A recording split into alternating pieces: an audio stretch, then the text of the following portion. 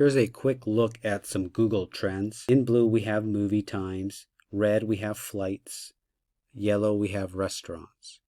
So the demand for movie times was already under pressure with in-home solutions like Netflix, Amazon Prime, Hulu. Now we have Disney Plus. A lot of movies are also coming direct to on-demand. Times are tough when the cost of everything that we need to buy, like food and rent, are going up. We need to cut back on our entertainment. And if that means watching an on-demand movie at home or just watching something on Netflix, then that's what we've got to do.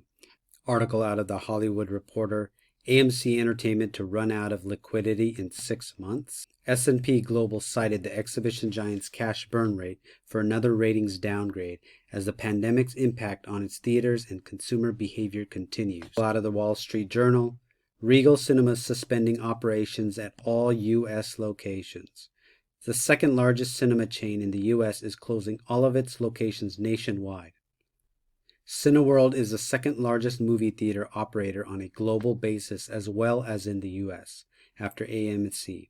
The suspension of operations include its 127 Cineworld and Picture House cinemas in the UK.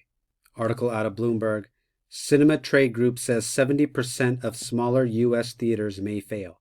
Owners, directors are asking Congress for relief funds. Almost 3/4 of small and mid-sized cinemas in the U.S. are at risk of bankruptcy, and about 100,000 people who work in the industry could lose their jobs. A lot of workers who were laid off temporarily were able to get their jobs back. They are now in jobs that are still quite uncertain. So we want to celebrate people getting their jobs back, but we also want to be mindful of the fact that these are industries that are still very susceptible. Theater chains have been among the businesses most severely hurt by the spread of COVID-19. In March, nearly every cinema in the U.S. closed. Almost 60% had reopened as of last week, but the industry is still struggling.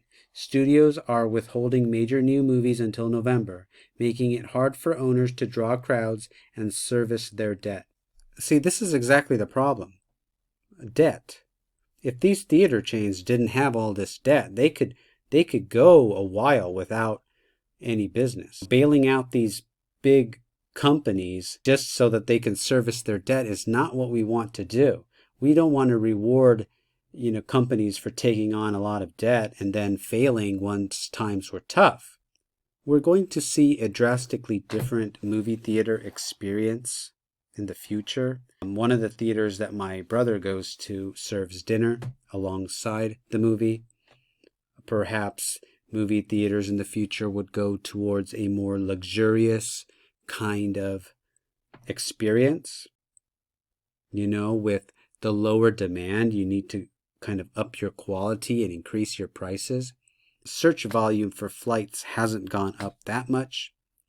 40,000 layoffs in the airline industry just last week. And, here on the Google search trends, we can see that flights has barely trickled back up as well.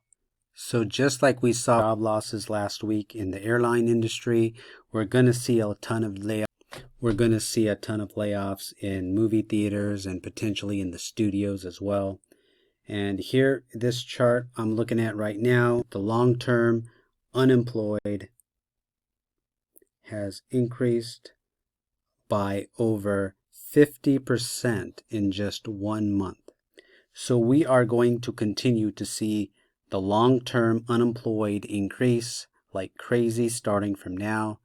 But I'm going to go over this new jobs report information in my next video, so please be sure to subscribe